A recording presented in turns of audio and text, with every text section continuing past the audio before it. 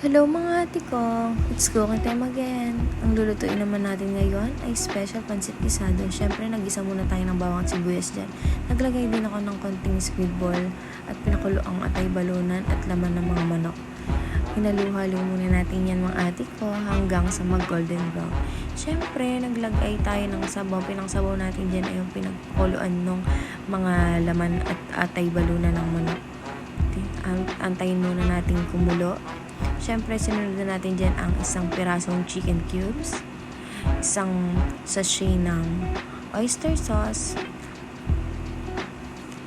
nor seasoning liquid, at 2 sachet ng pamintang durog. Siyempre, antayin muna natin kumulo at inilagay na natin ang mga gulay.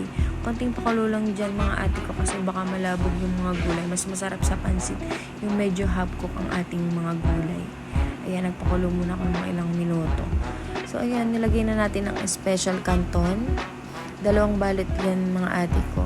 Siyempre, antayin na natin lumambot yung canton. Naglagay na din tayo ng mga 3 sandok ng toyo para hindi masyadong maalat. So, nilagay na natin yung, binalian ko nga pala yan ng pechay bagyo ng mainit na tubig para hindi masyadong malabog.